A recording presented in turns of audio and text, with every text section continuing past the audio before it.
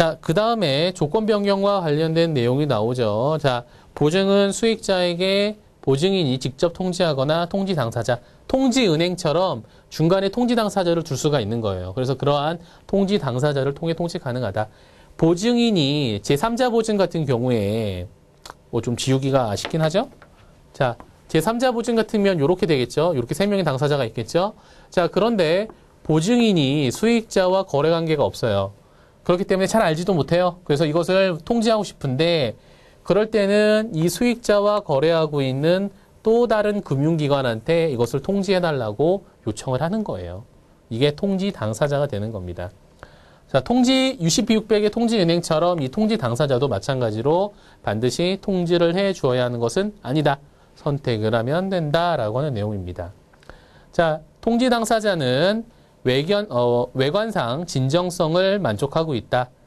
보증인이 발행한 이 보증서가 정당하게 해당 금융기관으로부터 정상적으로 발행된 게 맞습니다라고 하는 내용을 확인을 하는 거예요. 자, 그리고 통지가 자신이 수령한 보증의 조건, 보증서를 받았죠. 이 조건을 자기가 통지하는 내용과 일치합니다라고 하는 내용을 알려주어야 한다라고 하는 그러한 내용이 나와 있는 겁니다. 자, 실제 보증이 위조가 되었는지 여부와는 뭐 관련은 없다라는 내용도 보시면 돼요. 그러니까 책임을 지지 않는다. 주의 의무를 다하고 이것을 통지를 한 경우에는 위조가 되었는지 여부와 관계없이 진정성을 확인한 것으로 된다라는 내용이 나오고 있죠. 자, 그 다음에 조건 변경이 나옵니다.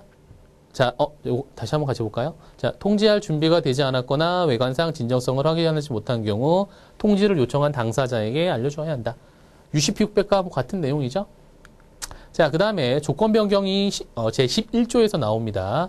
자, 지시 당사자가 조건 변경을 요청할 때 반드시 따라야 하는 것은 아니다.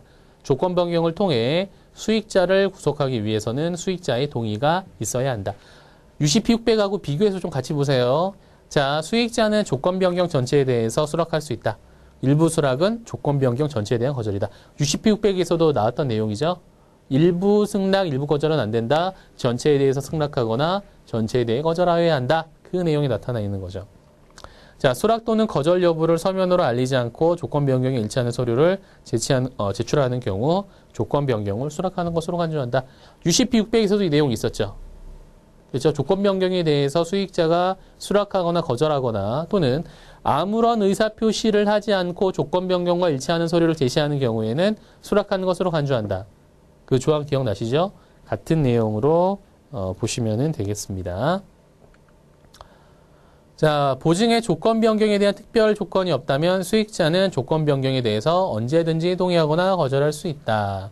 특정 기간 내에 거절하지 않으면 동의한 것으로 보는 조건 변경 요청 사항은 무시가 된다. 그렇죠?